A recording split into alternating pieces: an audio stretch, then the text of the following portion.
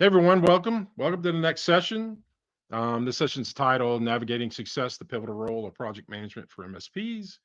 And our speaker today is Louis Bagdonis. I'm going to let him introduce himself though, because I want to give him a chance to do that. So I'm going to get right out of the way and let you go right away. By the way, my name is Bob Miller. I'm the CEO of Global Data Systems, MSP, MSSP in Louisiana, and and founder of IR Game. But please go right ahead, Louis. Take it over. Perfect. Thanks, Bob. And I've got my screen up there. So again, we're here today to talk about everyone's favorite topic, project management, why it's important and why it's important for MSPs. And as Bob said, I'm Louis Bagdonis. I am a program manager over at Movila, focused specifically on MSPs. So what my title as program manager means is anything related to MSPs. And what's interesting about my background is I do not come from the MSP industry.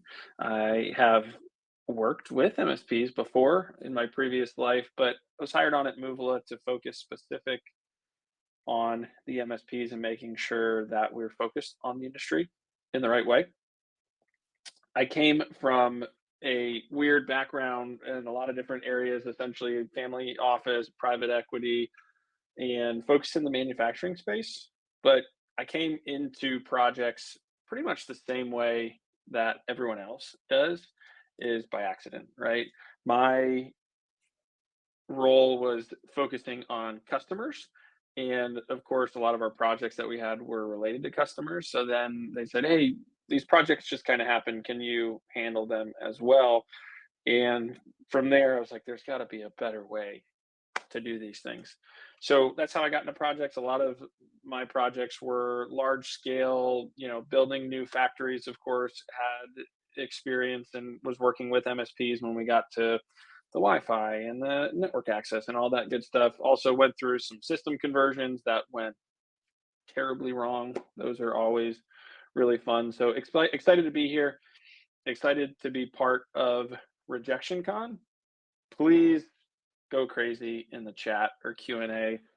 Nobody wants to sit here and talk for 45 minutes. If you guys pick up on anything and want me to go off on a different tangent, please let me know. I've got lots of random facts about things as well too. My marketing team, it drives them crazy, but I just throw them in all over the place.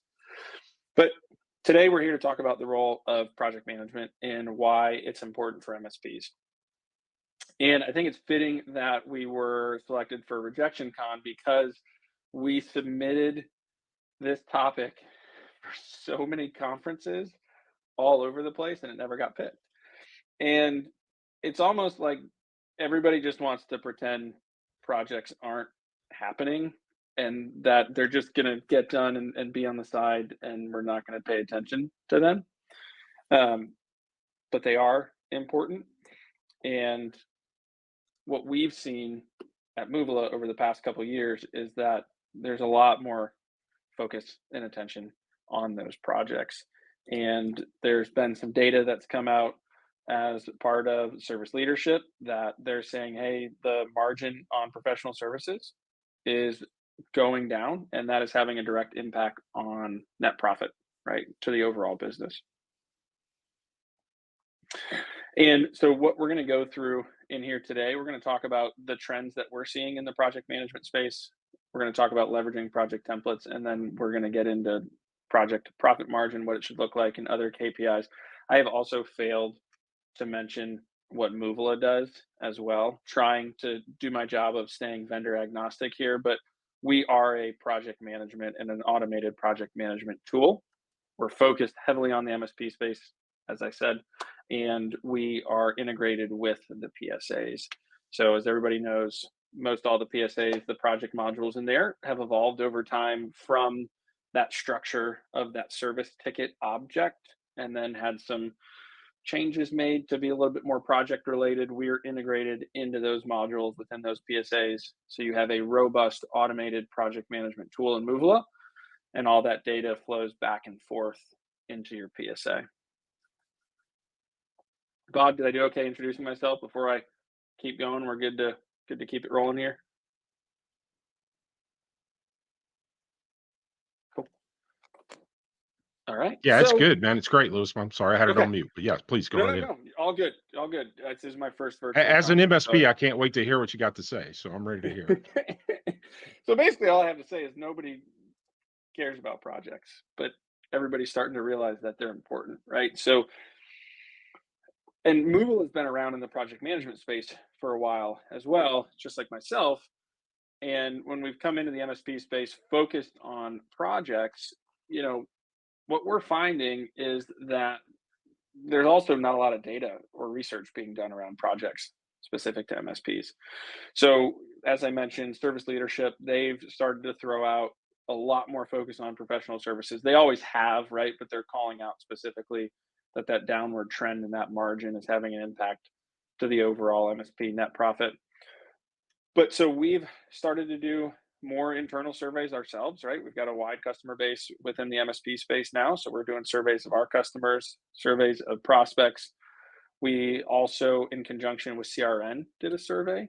And what we're starting to see is that senior executives and CEOs at 50% feel that project management, their current project management impairs their profitability, right? So, and what a lot of we're seeing across the industry of the current project management is that different roles within organizations are being set to manage projects, right? So, like I said, I came from the customer management side of things, and that's how I got into projects. We're seeing a lot of account managers, a lot of VCIOs doing the project management, a lot of owners within MSPs are doing that project management. It also falls on engineering leads a lot, or engineering managers, because the engineers are doing that work. So the managers of that group are doing some project management. We also see that dispatchers and service delivery coordinators, they're doing a lot of project management because they've got a lot of that customer interaction and telling people what to work on. What we've also found is that 62% of MSPs recognize that project management is important to the profitability and the growth of their business. It doesn't really matter the industry. From what I've seen in the MSP space, in the manufacturing space, in real estate, in all over the place, it takes a lot for an organization to realize that project management is important, right? So a lot of people think like, hey, we're just going to do it. And the way I typically look at projects, and we'll get into how MSPs should look at projects and define projects, but it's essentially something that's not part of your day-to-day operations, right? And those projects are going to distract your employees or your organization from their task at hand on a day-to-day basis. So to recognize that those need to be their own separate department or line item, or however you look at them within your business, it takes a lot, right? And typically what I find is that ultimately happens when you've gotten a couple too many bad projects and timelines have gone late and overruns on revenue and losing margin and all that sort of stuff. So it doesn't matter what industry, this is common across all the place. So as an MSP, don't feel like, hey, we're doing projects wrong. It's all over the place, right? It's manufacturing. I've seen it everywhere. Now, more specific towards the MSP, what are the challenges that are facing organizations today related to projects? So, from what we've found, the number one thing is inaccurate project timelines and dates. And I'm sure everybody here has given a date to a customer and said, yeah, we're going to finish your project by, we'll have the server migrated to the cloud by the end of May, right?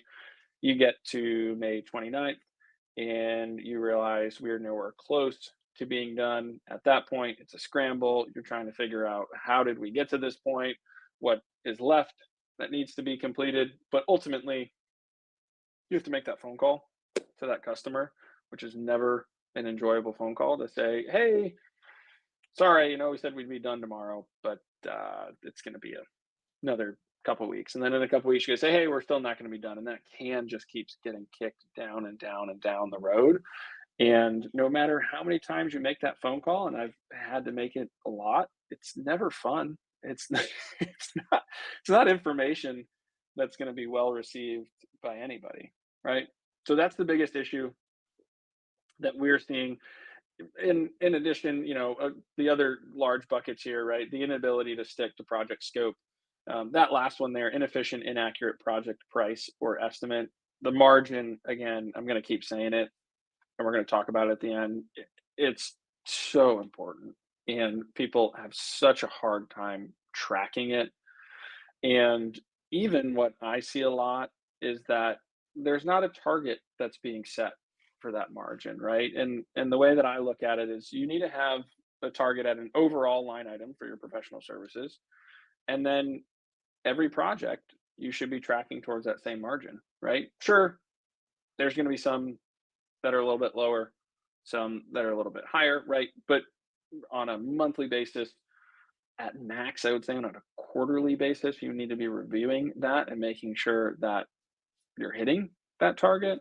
If you get through the first 2 quarters of the year and you realize that your target was 50%, you're at 25, now you've got to run at a 75% margin in the back half of the year to be able to hit that target. At that point, that's a tough goal to hit, right?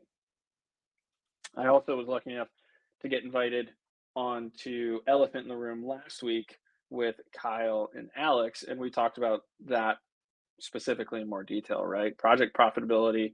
Why is it such a problem? What are the issues that we're seeing?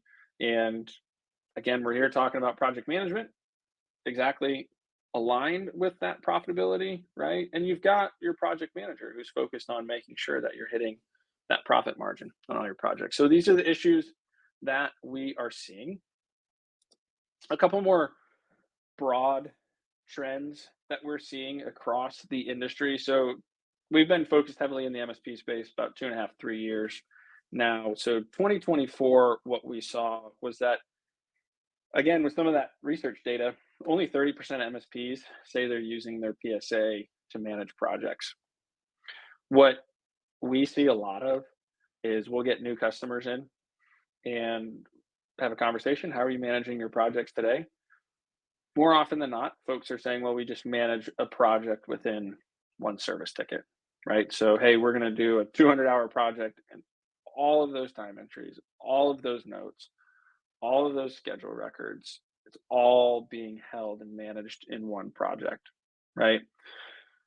So if you're going to start somewhere, start with the project module in your PSA as a starting point, right? You've got to use something. It can't be done in one ticket. You need to have a robust work plan to be able to fully manage a project. We also saw integration is the way. We see a lot out there where people are doing duplicate entry in 2 systems. You as MSPs know that doesn't work, right? Your PSA is your record of truth. So integration, I think, is going to continue to grow as well, in addition to what we saw in 24. We're also seeing that people are standardizing their project offerings. And I've got that line item, that bullet point in 2024 and 2025. So in 2024, we saw people were starting to say, how can we standardize? In 2025, what we're seeing is, okay, now we can put that in use. What I mean by that is, most people early on told us, we can't templatize our projects. Everything is different. Every single project is different. There's no way we can use templates. We get into their process. We start looking at their projects and like, well, you've got this piece of work that's the same in this project over here, and this is the same as this one over here. And ultimately, what everyone realizes is, oh, we start all of our projects the same way that we finish them.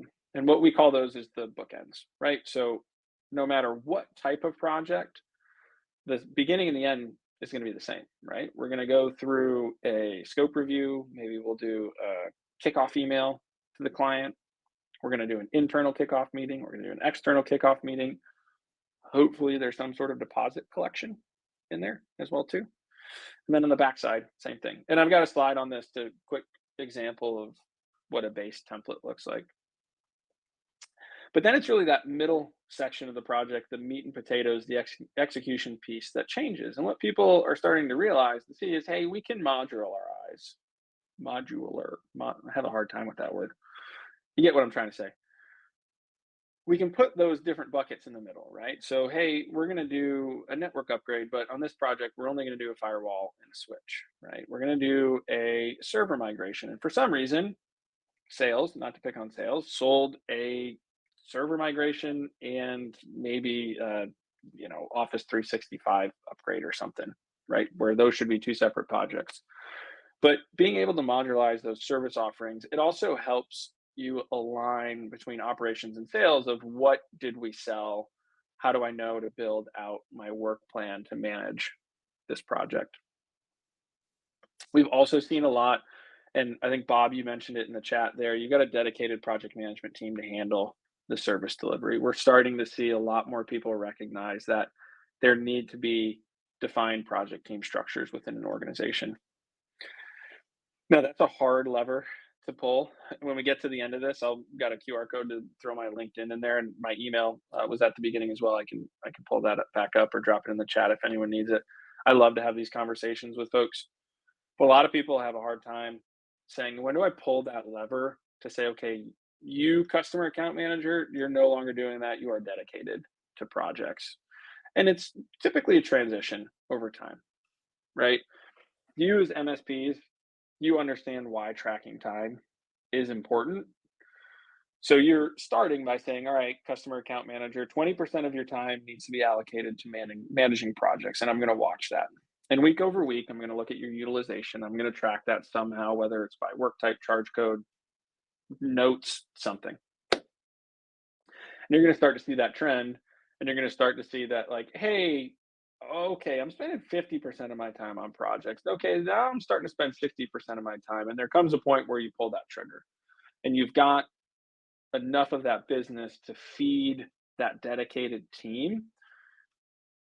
And from what I'm seeing, there is no shortage of projects within the industry, right? I know there's a lot of automation, and I can go down a rabbit hole of, is automation going to make projects go away? But every automation starts with a project of setting up the automation, right? I mean, projects aren't going anywhere. They're going to be around forever, you know? They will, but there's And no way in hell that's going away. right? It's I just was not. at one conference and one guy gets on stage and he goes, automation is going to get rid of all projects. And then the next guy gets up on stage and he goes, automation is going to create more projects. From what I'm seeing across our wide customer base, there's no shortage. Everybody's got a backlog out there. They do.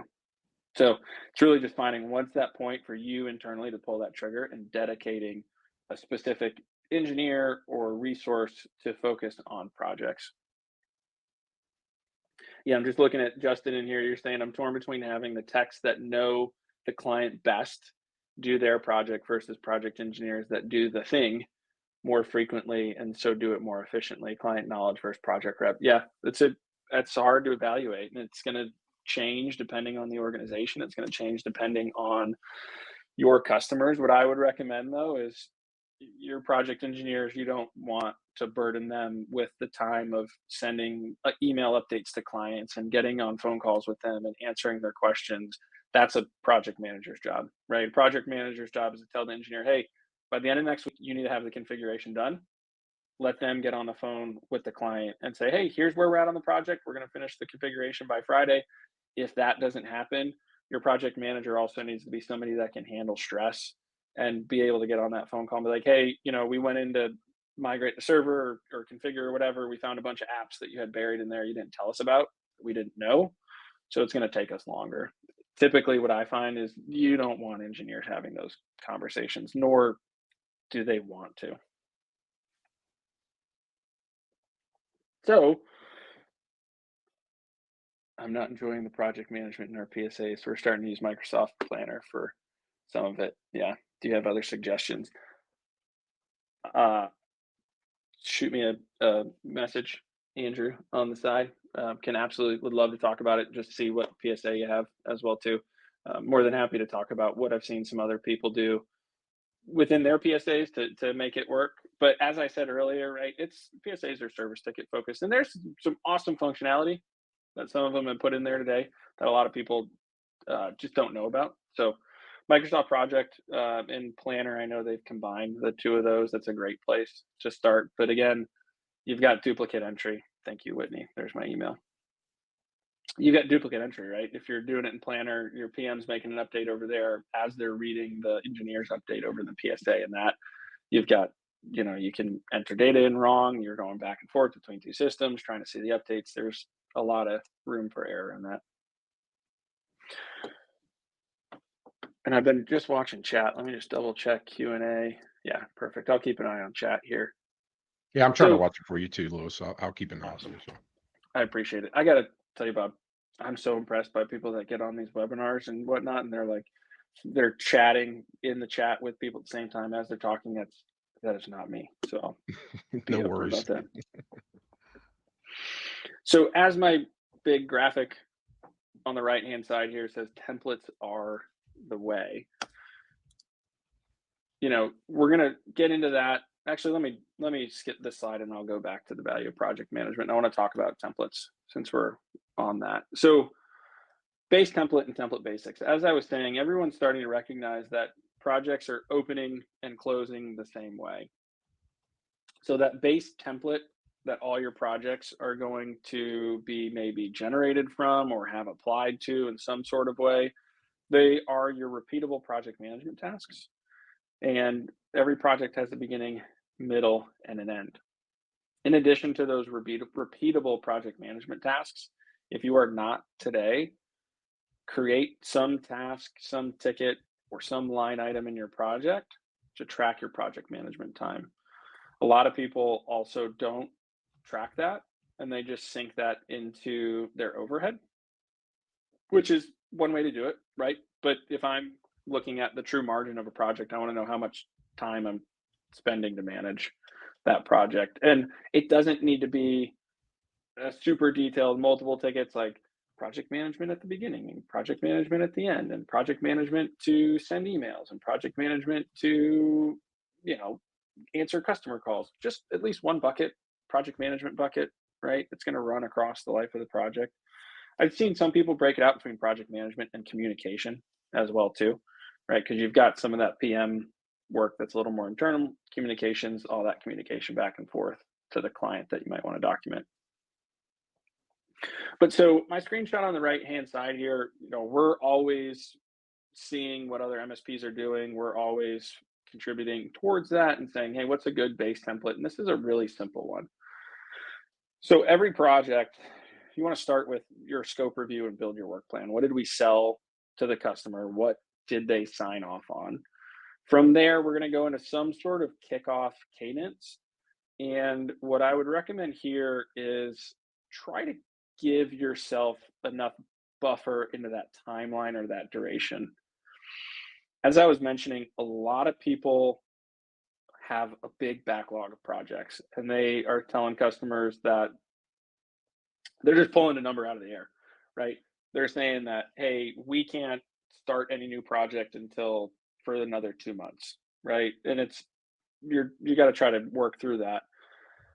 But give yourself a buffer in that planning or discovery phase of that project where you could say, hey, we're going to do, the client closes the project within the first week. We want to get the project set up. There's a week. Within that next week, we're going to send the client an email, right? To say, hey, we've got your project. I'm your lead point of contact on this project. Here's what we're going to do for you. From there, you need to do an internal kickoff, right? And then from there, you're going to do an external kickoff. When you send that email, you can also say, hey, currently we're tracking to have a client kickoff at this date. So by the time you've gone through that planning and discovery, you've already eaten up potentially 2, 3, 4 weeks that you've told that customers that first 2 months. So when you get into that kickoff, the customer feels like, hey, they've been talking to me. I know that they have my project. I know that they're going to start on it. But if they sign the contract and then they just don't hear from anybody for 2 months, they're probably going to get frustrated at some point. Nobody remembers, hey, they told me it's a 2-month lead time. But if you build in that planning and discovery phase, and then you get on that kickoff and you're able to say, hey, we've gone through planning and discovery. We've reviewed this with the VCIO team. We know where we're going, right? Here's what we're going to do for you. We're going to start the configuration or that install work at this point, you're then communicating along the way. The customer feels better about that journey. Then that middle piece there, that execution, that's that meat and potatoes, right? So that's going to change on all the projects depending on what was sold. But then on the backside, you're going to do the same work. So there needs to be some sort of documentation. What did we do? Right? We need to do some sort of handoff to our service team if that changes the services that we're offering that customer. We also need to do some sort of final meeting, whether that's internal or with the customer. It just depends on that customer's expectations. And then at the end of every project, I can't stress this enough, just take a little bit of time to review, how did it go? What went well? What went wrong? Did we learn anything about the customer? Also on the operations side, did we uncover anything that could lead to a future project for that customer that could lead to additional revenue, right? Or is it a future project that could help with automation and help their business? Or is it a future project that will take some burden off of our service team, which then ultimately could improve our margins on that side of the business for that customer? So think about how you start then those projects, build a template around that. And then as you are building those line items and figuring out what works for your organization, we've got some template basics there. So on each of those line items, we say set a duration, right? And duration is the work window. So we know our work estimate or our budgeted hours, right? That's, hey, we have a on-site install and it is going to take, it's going to be 8 hours of work that we budgeted. But maybe we know we're going to be there on site for a couple of different days and a couple of different visits. That's that duration, that work window. Is it 1 day? Is it 2 days? Is it a week? That duration is going to help you with that timeline and with supplying those dates to your customers.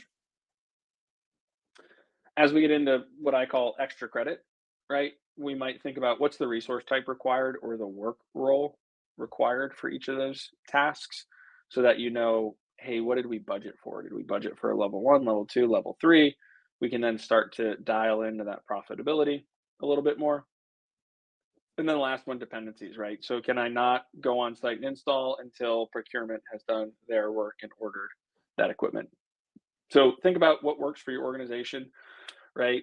There's always a lot of back and forth for us with customers and with ourselves internally of what's the right number of tickets or tasks, right? Because if you've got an engineer going on site and they're going to do 4 different things, they're probably not going to want to enter time against 4 different tickets, right? It might just be, hey, we've got on-site install work, and then maybe we list those out as steps or a checklist. So just taking a look at the chat real quick, making sure I missed anything. We get a lot. You got about 15 minutes left too, Lewis. I was just giving you a time check, so you have about 15. Okay, minutes. Perfect, awesome. Yeah, angst internally, we try to improve our project process because most of our projects are small, 2 to 3 days total, or less than one engineer, as opposed to true complex that merit heavy management processes. Yeah, I mean, if they're small, 2 to 3 days total, again, that internally, that's up to you of what's the balance of the burden of administration on those projects. Now, is it 2 to 3 days total? That's actually like we get the project, we finish it in 2 to 3 days, or is it the actual work's 2 to 3 days, but we start that project and then things drag out because we don't get around to it, and it drags out, and then the customer doesn't get a closeout notification on that for a couple of weeks. That to me is an argument of, hey, we've got to define our process of how we're going to knock this stuff out. If it's small, 2 to 3 days, truly we're going to get it in, knock it out, then I would say, hey, we're knocking these projects out. Here's how we're doing it. Maybe we go sell some more of those potentially. And yeah, Bob, great question there, right? How do you define improve our projects and our project? Yeah, because I wasn't sure what he meant by that. Right? Is he trying to shorten them Yeah. up, or is he trying to streamline them? By having Yeah. this tab. So I didn't know what he meant. Yeah. So I'm going to flip back to the value of project management. And I've alluded to a lot of these and touched on a lot of them. And the top one is show me the money, right? If you're that engineer or that director of operations and you're struggling and saying to your leadership, we need a dedicated team for this. We need somebody dedicated to our projects. They're going to say, okay, well, how much is it going to cost me? And you're then going to have to go back and say, well, what's that ROI, right? And it's showing that, hey, we can manage our timelines, right? We can execute things on time, which means we can sell more. We know that we're going to be able to manage our customers' expectations with those timelines. With project management and somebody dedicated to those projects, you're then going to be able to look at your portfolio as a whole. And what I mean by that is instead of just surviving each project one at a time, let's just get through this one, close it out, move to the next one. Get through this one, close it out, move to the next one. Being able to have somebody to look at all of your projects and say, hey, guys, we're doing a bunch of compliance projects right now. Are we intentionally selling this? Are we not? Is this what customers are asking for? Should we go sell more of these compliance projects? And with that portfolio management, you're also managing the risk. You're able to see, like, hey, we've got this customer onboarding going on right now, but also we've got this huge office move for another client happening at the same time. Looking further out and finding those risks so that you can say, do we need to bring contractors in instead of getting that month and be like, well, we need to onboard the customer, but we also need to move this other client this month. Being able to manage that risk. Resource efficiency comes along with a lot of this as well too, right? Like I said earlier, having those project engineers doing that project work and doing what you want them to do. Also, what we see a lot of is as projects drag out over a wide work window or duration, and you're like, hey, well, I did this little piece of this one project. I need to get access from the client, so I'm going to send them a note. I never hear back from them for 3 weeks. They finally are like, hey, why haven't you done this project? And then I have to go back in and be like, oh, well, we never got access, so we need access. I'm like, okay, well, here's access. At that point, you're then saying, well, what did I do on this project? How much has been done? And you're going back and you're starting over. It's just inefficient, right? You've already burned a couple hours at that point trying to figure out where you were, what needs to be done. And then the second point, communicating that value, ties into my last bullet there of customer satisfaction. Customer satisfaction. The biggest value for me is keeping those customers in the loop and managing their expectations. And that, if you manage those projects accordingly, that will lead to more sales. Absolutely. Also, your first interaction with the customer typically is a project. It's an onboarding, right? That first interaction of, hey, new customer, we're going to onboard you. That is going to be run like a project. If you don't have that templatized, I'd recommend to have that be your first project that you build a template for. But that's their first light into how your business operates, right? Like, hey, these folks are great. They communicate. They let us know exactly what's going to happen. They manage what we need to give them so that things don't fall behind. So setting that tone right on that onboarding then is just going to drive that customer satisfaction and relationship. And then internally, if you need to make a point, I would say the number one is change orders, which I haven't even gone into it all and could be its own separate 45 minutes.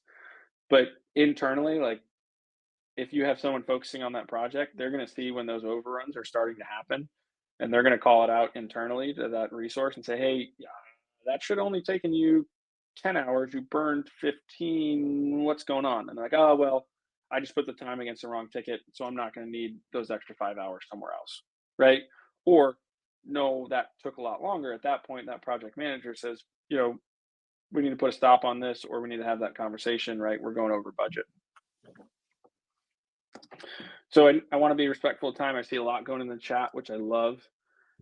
I'm going to just go to my last slide here about KPIs. You can get really fancy with a lot of stuff of KPIs. I've got some listed down there: plan versus actual hours, percent of project related revenue, what's the overall duration. You can throw some CSAT scores in there, percent of project management time, project past due, all that stuff is great. You should track it. If you're going to track one thing, track your margin, profit margin, overall at a professional services line, and then at a project by project basis.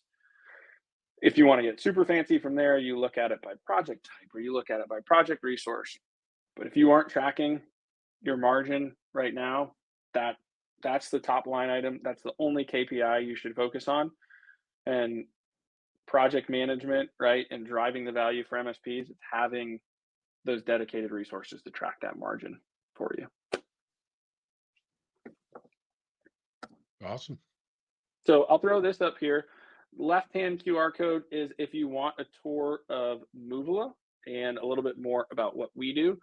In the middle there is my LinkedIn, if you want to shoot me a note on there. I know Kate also threw my email in there. Feel free to email me as well. Let me just scroll up real quick and see, depending on your PSA, it might be the number of days. Yeah, great point, Monica, there on improving your process. It could be more of like, what are your work roles? What are your work types? Is it your margin that you can key in on there? For us, it's more than one day, more than one engineer, more than 4 hours. Yep, exactly, Justin, right? It's calling out what his definition is for a project.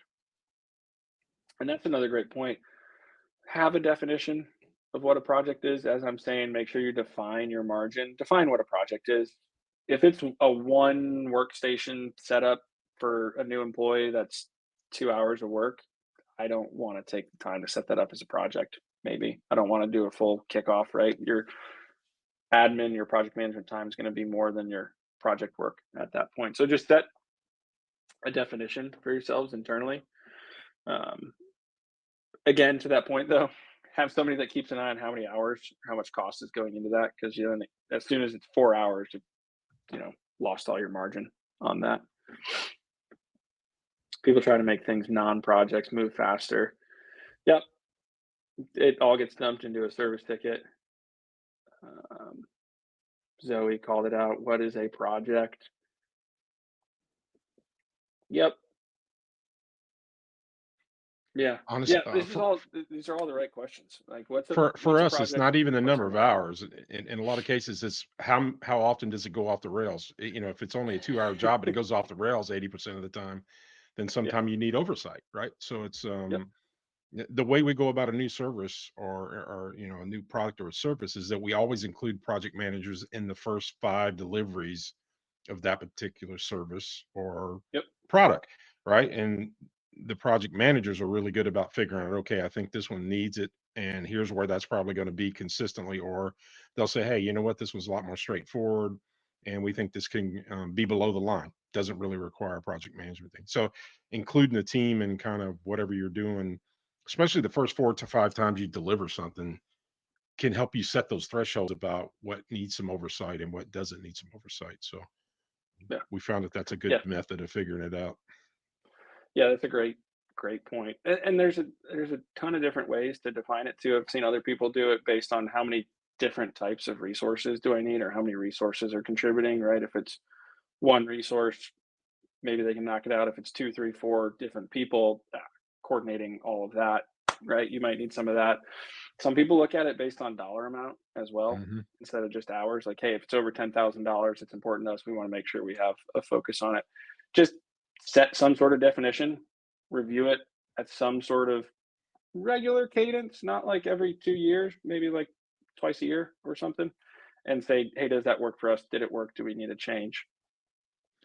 Yeah, And then, Monica, to answer, Monica's got a question here about, hey, yeah, you know, is that scalable? Do you have a project department?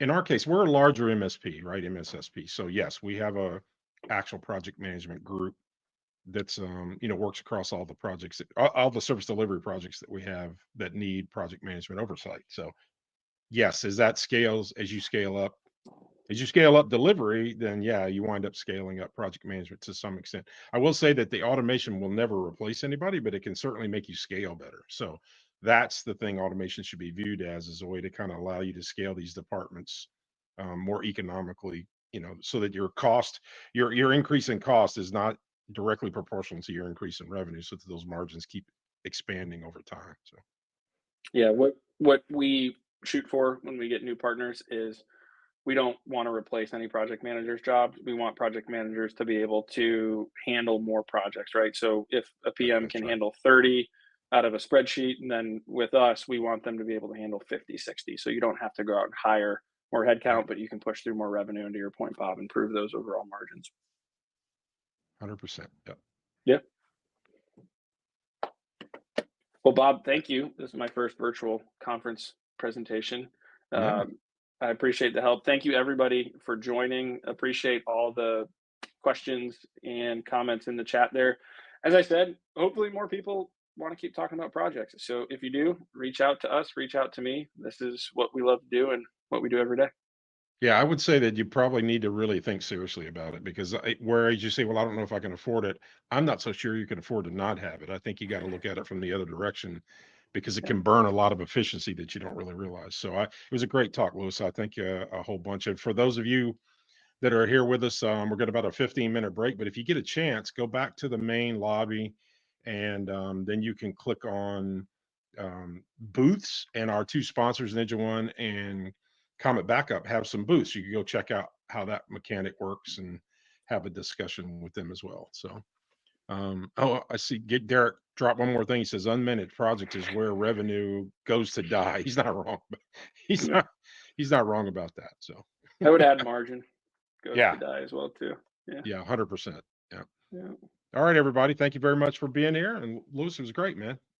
Yeah. Thanks, It was everybody. great. Take Great care. talk. Okay. Talk to you guys later.